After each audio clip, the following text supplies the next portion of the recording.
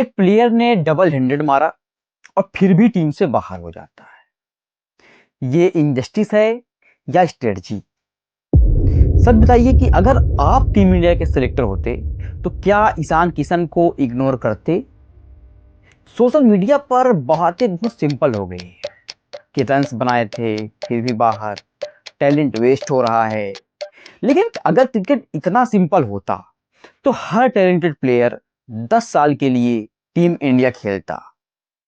क्या ये पॉसिबिलिटी है कि हर टैलेंटेड प्लेयर 10 साल टीम इंडिया खेल पाएगा?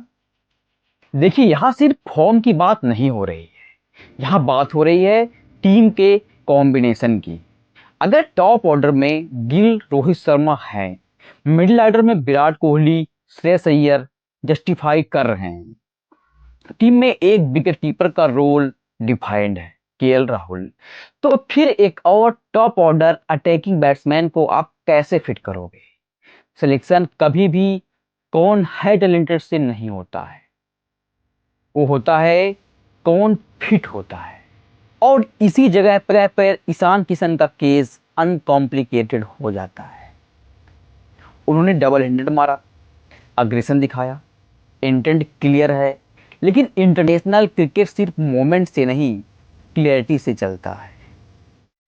आप खुद सोचिए, अगर किसी प्लेयर को सिर्फ इसलिए खिलाया जाए कि वो टैलेंटेड है पर उसका रोल डिफाइंड नहीं है, तो प्रेशर सबसे ज्यादा किसके ऊपर आएगा? उस प्लेयर पर।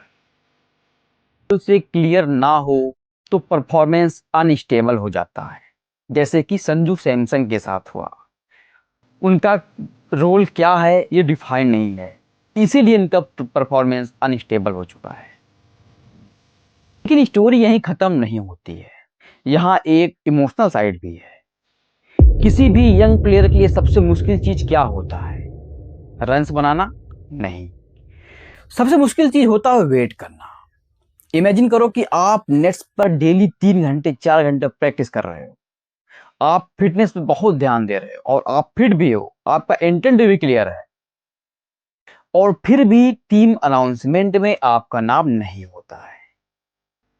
ये मेंटली फेज बहुत टफ होता है।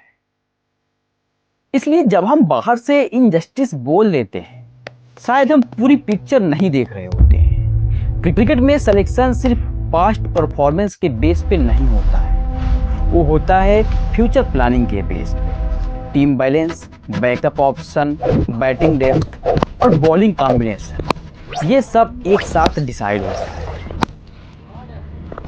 मैं ये नहीं कह रहा हूँ कि सब परफेक्ट हो रहा है, मैं सिर्फ इतना कह रहा हूँ कि कहानी उतनी सिंपल नहीं होती है जितना ट्विटर पर लिख रहा होता है। अगर आपको लगता है कि सिलेक्शन सिर्फ स्टेट्स बेस पे नहीं होता है तो लाइक बटन पे क्लिक करो, और अगर आपको लगता है कि सिर्फ रन्स बनाने ही मैटर करते हैं तो कमेंट में लिखिए कि रन्स फर्स्ट। मैं जनरली देखना चाहता हूं कि आप किस साइड हो। एक और चीज, यंग प्लेयर्स का कैरियर सिर्फ सिलेक्शन के बाद खत्म नहीं हो जाता है, कभी कभी ब्रेक के बाद उनको मेंटली स्ट्रांग बना देता है। आप हिस्ट्री देखिए, हार्दिक पांड्या इंजरी के बाद डाउट में थे, लेकिन जब उन्होंने कमबैक किया तो इम्पैक्ट प्लेयर बन गए। टीम से ड्रॉप होना रिजेक्शन नहीं होता है, कभी कभी वो आपके लिए रीसेट होता है।